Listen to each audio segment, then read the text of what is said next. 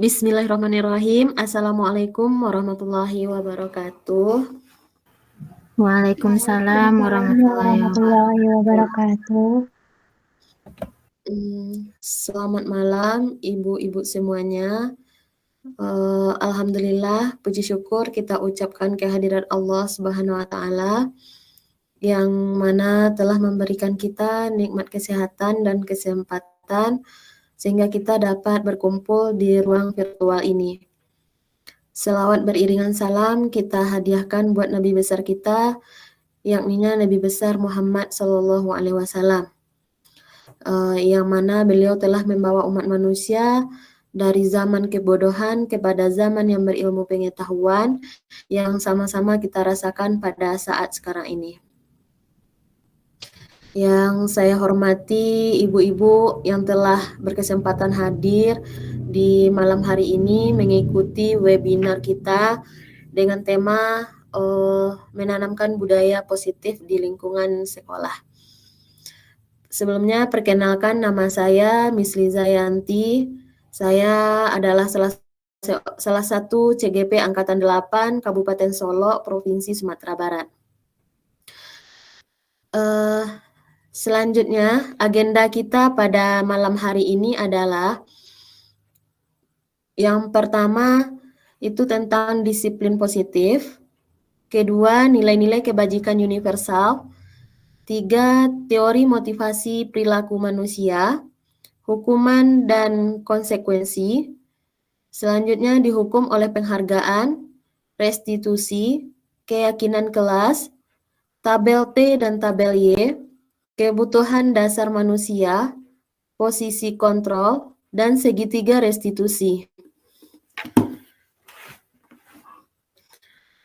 Pertama kita lihat dulu tujuan budaya positif, yang mana sesuai yang disampaikan oleh Ki Hajar Dewantara, tujuan pendidikan adalah menuntun segala kodrat yang ada pada anak-anak agar mereka dapat mencapai keselamatan dan kebahagiaan yang setinggi-tingginya, baik sebagai manusia maupun sebagai anggota masyarakat. Selain itu, tujuan membangun budaya positif di sekolah adalah menumbuhkan karakter, yang mana karakter itu diharapkan menjadi manusia dan anggota masyarakat untuk mencapai keselamatan dan kebahagiaan, seperti tujuan pendidikan nasional kita saat ini, yang terdapat pada dimensi P5, yaitu beriman bertakwa kepada Tuhan Yang Maha Esa dan berakhlak mulia, kreatif, gotong royong, berkebinekaan global, bernalar kritis, dan mandiri. Kemudian di dalam disiplin positif itu juga merupakan cara penerapan disiplin tanpa kekerasan dan ancaman yang ada dalam praktiknya, melibatkan komunikasi tentang perilaku yang efektif antara guru dan murid. Dalam penerapan disiplin positif ini, murid diajarkan untuk memahami konsekuensi dari perilaku mereka. Selain itu, disiplin positif juga mengajarkan murid untuk bertanggung jawab, memiliki rasa hormat, dan dalam berinteraksi dengan lingkungannya. Jadi, disiplin positif merupakan salah satu cara penerapan disiplin yang bertujuan untuk menumbuhkan kesadaran serta memberdayakan murid melakukan sesuatu tanpa sogokan, ancaman, maupun hukuman. Selanjutnya kita lihat nilai-nilai kebajikan universal. Nilai-nilai kebajikan universal ini merupakan nilai-nilai yang ingin dicapai oleh setiap anak dengan profil pelajar Pancasila, yaitu beriman, bertakwa kepada Tuhan Yang Maha Esa, dan berakhlak mulia, mandiri, bernalar kritis, berkebinekaan global, bergotong royong, dan kreatif.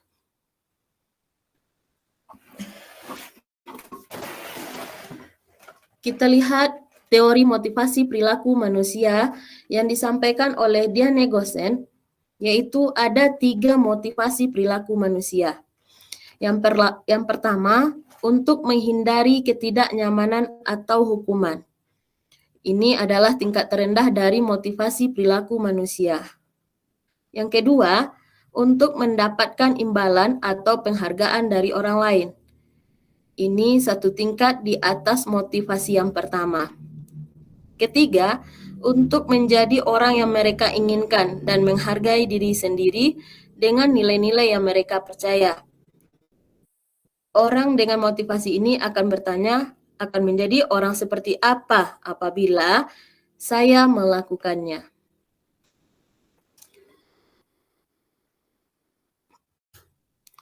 Sekarang kita akan melihat perbedaan antara hukuman dan konsekuensi. Pertama, hukuman. Hukuman bersifat satu arah, yaitu dari pihak guru yang memberikan dan murid hanya menerima. Suatu hukuman tanpa melalui suatu kesepakatan atau pengarahan dari pihak guru. Hukuman yang diberikan bisa berupa fisik maupun psikis. Kemudian konsekuensi. Pada dasarnya, konsekuensi ini sudah terencana atau sudah disepakati, sudah dibahas dan disetujui oleh murid dan guru.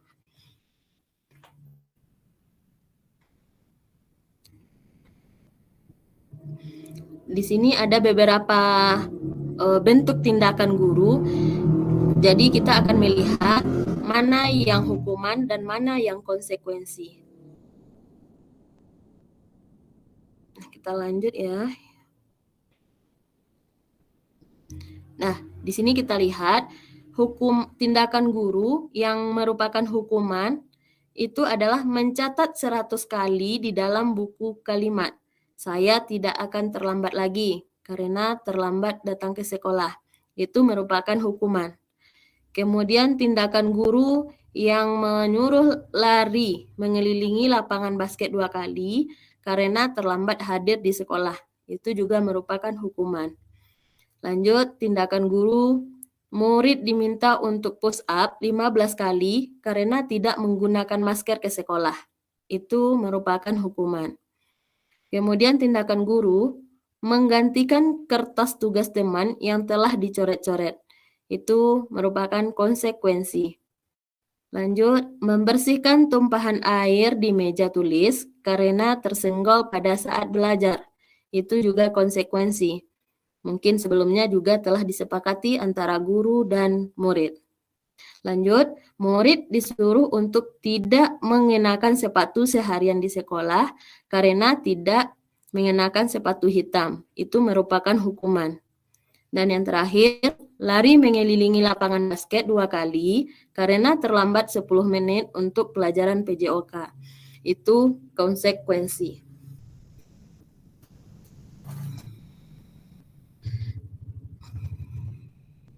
Nah, kita lihat kembali perbedaan hukuman dan konsekuensi. Hukuman merupakan sesuatu yang menyakitkan, harus terjadi. Sedangkan konsekuensi, sesuatu harus terjadi. Yang kedua, membuat anak sakit. Artinya fisik maupun hati untuk jangka waktu lama. Sedangkan konsekuensi, membuat anak merasa tidak nyaman yang pendek. Ketiga, anak membenci kedisiplinan. Kalau konsekuensi, berarti anak menghargai disiplin. Lanjut, hukuman yaitu merupakan paksaan. Kalau konsekuensi yaitu stimulus atau tanggapan.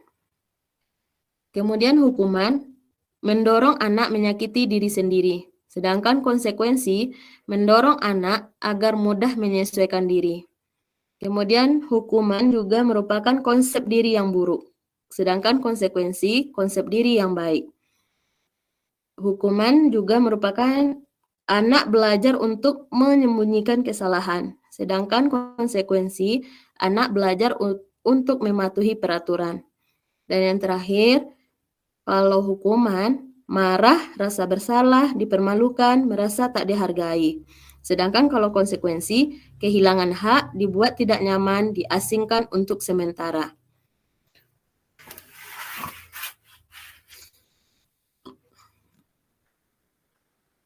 Sekarang kita lihat yang selanjutnya, yaitu dihukum oleh penghargaan. Yang mana kita ketahui bahwa penghargaan berlaku sama dengan hukuman. Dalam arti, meminta atau membujuk seseorang melakukan sesuatu untuk memenuhi suatu tujuan tertentu dari orang yang meminta atau membujuk.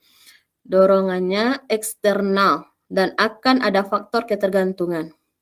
Beberapa dampak dari pemberian penghargaan menurut Alficon yaitu pengaruh jangka pendek dan jangka panjang. Penghargaan tidak efektif, penghargaan merusak hubungan, penghargaan mengurangi ketepatan, penghargaan menurunkan kualitas, serta penghargaan menurunkan kreativitas. Selain itu, penghargaan menghukum dan penghargaan mengurangi motivasi intrinsik. Selanjutnya kita akan membahas tentang restitusi. Apa itu restitusi? Restitusi adalah proses menciptakan kondisi bagi murid untuk memperbaiki kesalahan mereka, sehingga mereka bisa kembali pada kelompok mereka dengan karakter yang lebih kuat. Restitusi juga merupakan proses kolaboratif yang mengajarkan murid untuk mencari solusi untuk masalah mereka dan membantu murid berpikir tentang orang seperti apa yang mereka inginkan.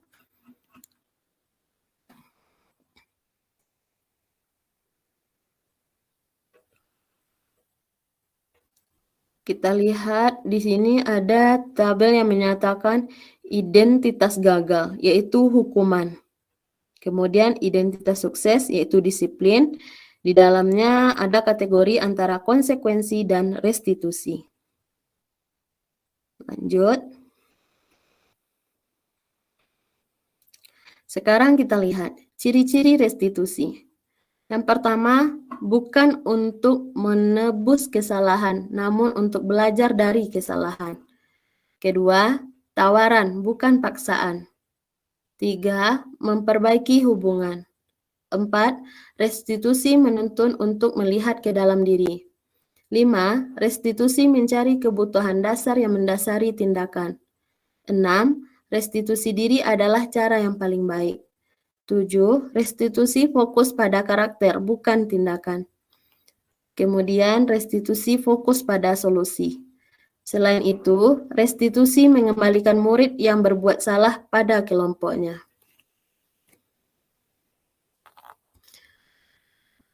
Setelah restitusi, kita juga akan membuat keyakinan kelas. Nah, mengapa tidak peraturan saja? Mengapa harus keyakinan kelas? Mengapa kita memiliki peraturan harus menggunakan helm bila mengendarai kendaraan roda 2? Mengapa kita memiliki peraturan 3M, menggunakan masker, mencuci tangan, dan menjaga jarak 1,5 meter? Ini merupakan soal pemantik yang sama-sama akan kita jawab nanti ya. Keyakinan kelas yaitu nilai-nilai kebajikan universal yang disepakati secara tersirat, lepas dari latar belakang suku, bahasa, maupun agama yang dipegang dan diyakini seseorang.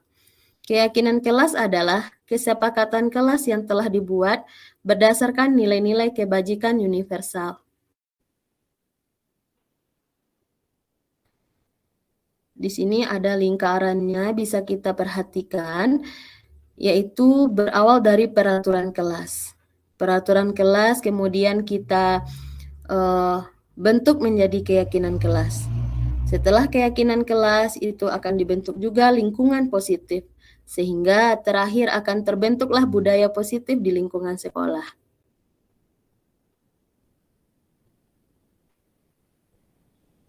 Di sini ada namanya tabel T dan tabel Y, yaitu kegiatan pendalaman keyakinan kelas. Di dalam keyakinan kelas, kita di tabel Y itu ada hormat. Hormat itu termasuk pada karakter, kemudian yang bekerja yaitu aktivitas, diterima dan dimiliki. Artinya siswa itu menerima setiap keyakinan kelasnya, kemudian dia melakukan action atau melakukan. Kalau di tabel Y ada hormat, yaitu terlihat, terdengar, dan berperilaku. Sedangkan bekerja juga terlihat, terdengar, dan berperilaku. Kita lihat hormat itu, hormat tadi ada yang terdengar, ada yang terlihat, ada yang berperilaku. Kemudian hormatnya ada yang tampak seperti dan tidak tampak seperti. Kalau tampak itu berarti datang peserta didik kita tepat waktu. Sedangkan kalau tidak tampak berarti peserta didik kita sering hadir terlambat.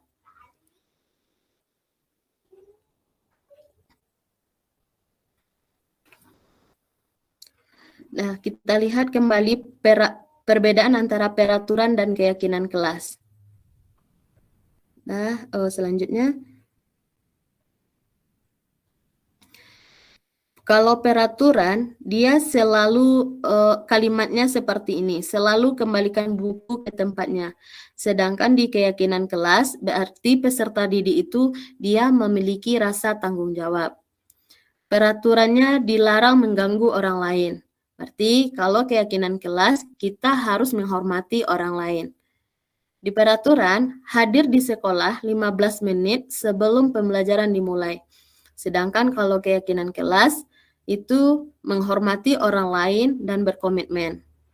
Selanjutnya kalau peraturan, dilarang melakukan kekerasan. Keyakinan kelas, yaitu keselamatan dan menghormati orang lain. Peraturannya dilarang menggunakan narkoba. Berarti keyakinan kelas bunyinya merupakan kesehatan. Kalau di peraturan, bergantian atau menunggu giliran. Di keyakinan kelas, itu disebut dengan menghormati orang lain dan bersabar. Kemudian gunakan masker. Berarti keyakinan kelasnya adalah tentang kesehatan dan keselamatan. Yang terakhir, jangan berlari di kelas atau koridor. Berarti di keyakinan kelasnya adalah keselamatan dan keamanan.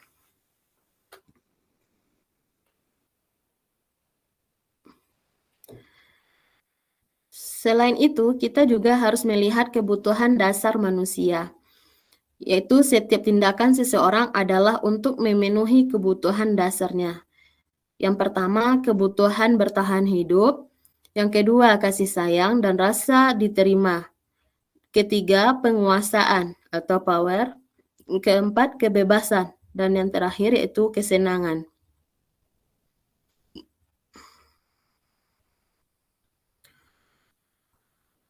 Selain itu, kita juga harus memiliki posisi kontrol, yang mana seorang pendidik memiliki posisi kontrol. Yang pertama yaitu penghukum, yang kedua membuat orang merasa bersalah, ketiga yaitu sebagai teman, keempat sebagai pemantau, dan yang terakhir itu posisi kontrolnya sebagai manajer.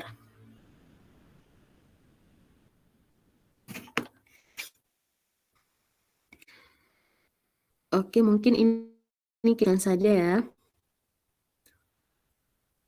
Next slide-nya.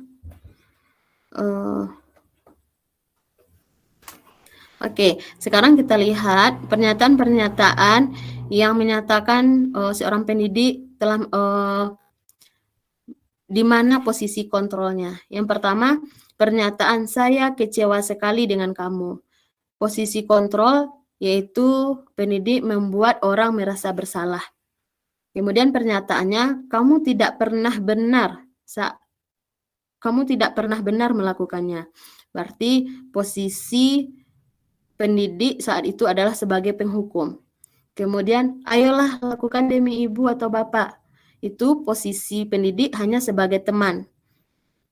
Apakah kamu mau mendapatkan stiker bintang hari ini?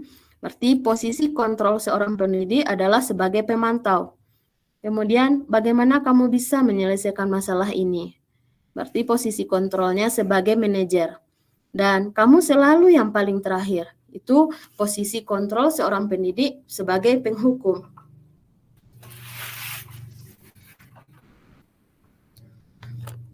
Nah, di dalam memberikan suatu hukuman kepada peserta didik, itu disebut dengan segitiga restitusi. Nah, apa saja langkah-langkahnya? Yang pertama, menstabilkan identitas. Yang kedua, validasi tindakan yang salah. Dan yang ketiga, menanyakan keyakinan.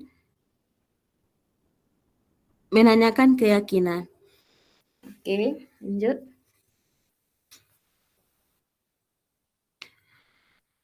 Menstabilkan identitas di dalam segitiga restitusi yang pertama tadi, yaitu kita sebagai pendidik membuat anak yang merasa gagal karena berbuat salah menjadi positif terhadap dirinya. Seperti guru berkata, berbuat salah itu hal yang manusiawi atau tidak ada manusia yang sempurna. Bapak Ibu juga buat salah, kita pasti bisa menyelesaikannya. Bapak Ibu tidak tertarik untuk mencari tahu siapa yang benar dan siapa yang salah. Bapak Ibu lebih tertarik untuk menyelesaikan masalah. Itu merupakan ungkapan atau pernyataan di dalam menstabilkan identitas. Yang kedua, yaitu validasi tindakan yang salah. Yang mana ini membantu murid mengenali kebutuhan dasar yang ingin dipenuhinya ketika melakukan kesalahan. Yaitu seperti guru berkata, kamu bisa saja kan melakukan hal yang lebih buruk, tapi kamu tidak melakukannya. Kemudian, kamu pasti punya alasan mengapa kamu melakukannya. Yang ketiga, apa yang penting bagi kamu?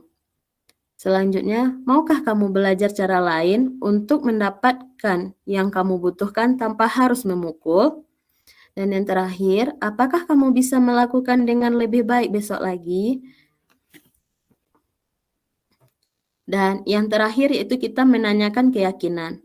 Anak melihat kesalahannya dihubungkan dengan norma sosial dan nilai-nilai yang mendasari manusia berinteraksi dengan orang lain. Seperti guru berkata, apa nilai yang kita percaya di kelas atau sekolah kita? Nilai-nilai universal apa yang telah kita sepakati? Kemudian, kelas yang ideal itu seperti apa sih? Kamu ingin jadi anak seperti apa? Apa yang kamu rasakan? Ketika kamu melakukan itu, kamu menjadi orang yang seperti apa? Nah, itu merupakan pernyataan di dalam menanyakan keyakinan peserta didik kita. Baiklah, ibu-ibu semuanya, mungkin hanya itu materi kita malam ini tentang budaya positif atau menciptakan lingkungan yang berbudaya positif di lingkungan sekolah maupun di lingkungan kelas. Bagi Bapak Ibu yang ingin bertanya atau memberikan saran, berikan sanggahan, dipersilahkan.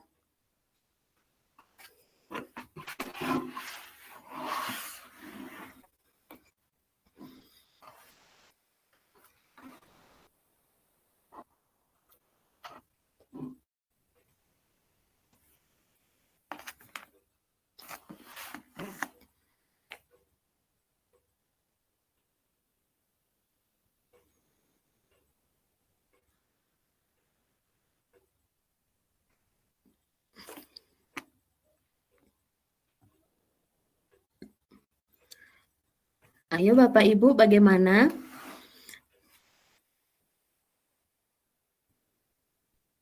Ayo silakan Ibu Iis. Ya, terima kasih Bu telah memberikan kesempatan kepada saya.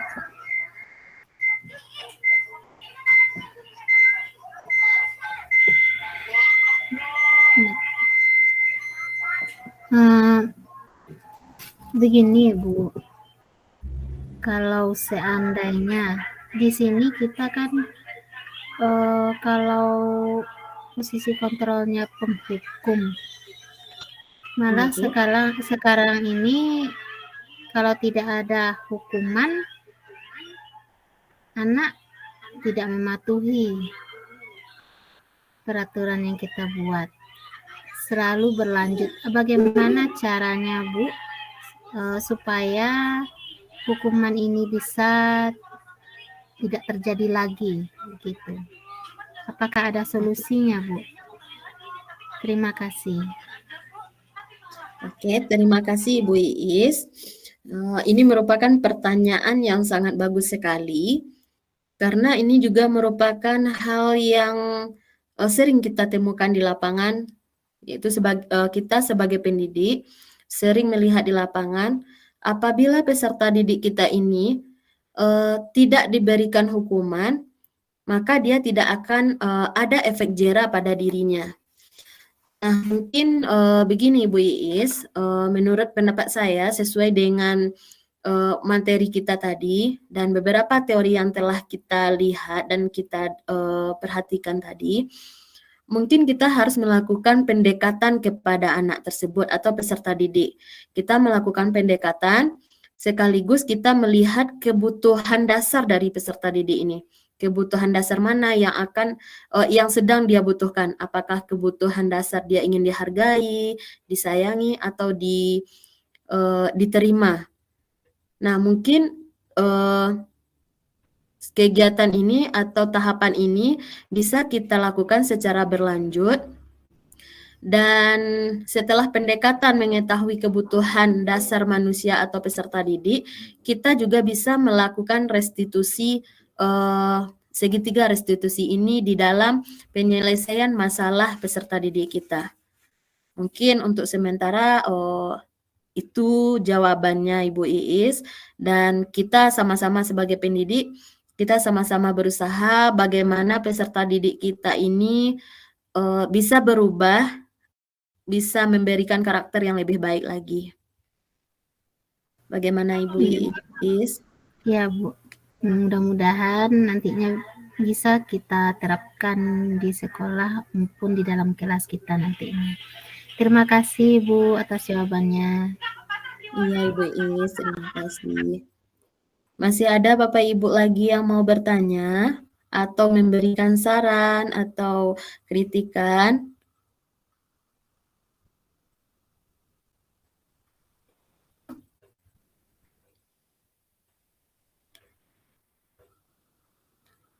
Oke, berarti kita anggap ini sudah ibu-ibu atau bapak-bapak di sini semuanya sudah paham ya tentang budaya positif. Iya Bu. Iya.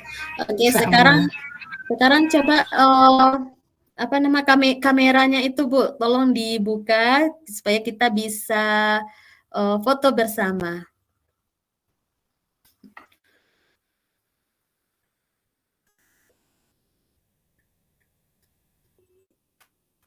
Ya, kepada ibu-ibu kameranya ya dibuka.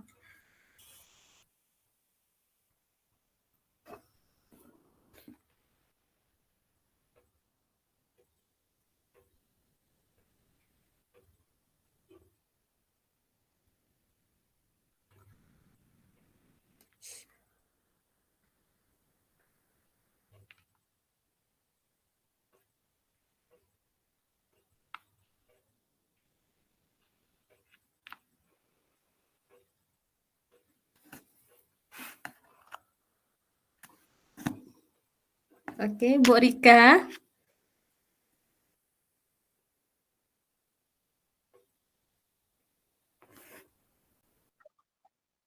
Ya, bisa dibuka kameranya, Ibu.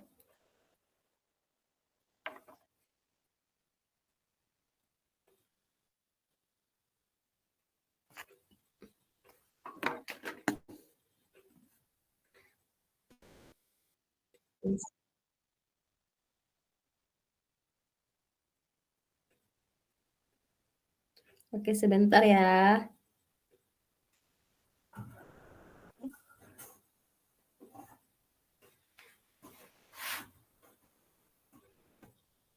Oke, Ibu Silvi. 1, 2, 3, cheese. Ayo, satu lagi. Oke, terima kasih Ibu-ibu dan Bapak semuanya. Semoga ilmu kita malam ini dirahmati oleh Allah. Dan selanjutnya kita istirahat ya Bapak Ibu. Ya Bu, Oke. terima kasih atas ilmunya. Oke, terima kasih atas kerjasamanya Bapak Ibu, atas kehadirannya.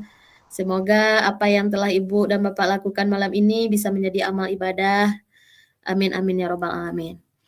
Mari kita tutup pertemuan kita dengan membacakan hamdan. Alhamdulillah. Assalamualaikum warahmatullahi wabarakatuh. Waalaikumsalam warahmatullahi wabarakatuh.